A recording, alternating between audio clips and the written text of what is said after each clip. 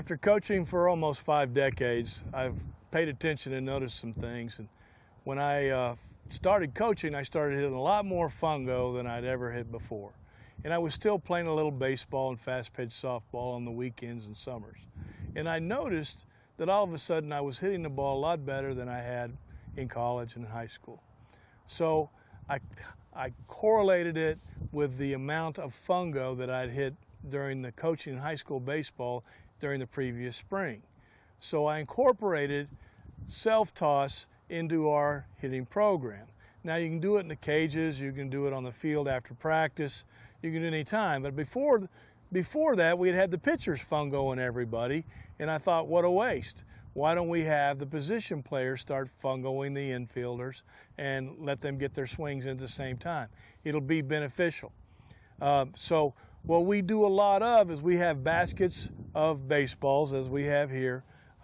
We'll fill this basket full of baseballs after practice, and the kids will stand here, and there'll be rows of 4 of them, and they'll be with their 4 baskets and their 4 fungos, and they'll be hitting fungos. And they don't look very good to begin with. They are not very good at it, and they're just trying to make contact, and they do it with no rhythm. And then after a while they get pretty good and they're making contact, and they at least hit a ground ball on command. And then they get really good and they can put it anywhere they want it. And that's when they evolve into baseball, golf, and all those other things. But the biggest thing is that they learn to handle their body. They learn to get a little rhythm. They learn to handle a bat.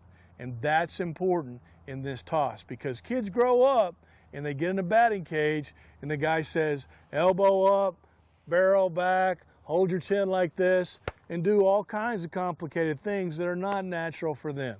Every kid's a snowflake. So they need to learn to get their own deal going by just throwing the ball up, having a little rhythm, and hitting the baseball where they want it.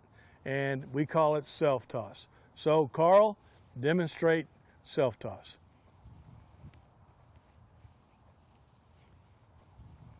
He'll just rhythm, hit it. Good. And that's all we do. But if you do a bucket a day, it'll pay off.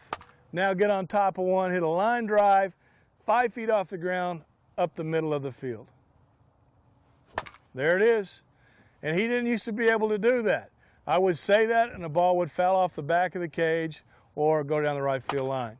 He can hit the ball wherever he wants. Now, Carl, go down the left field line in the corner.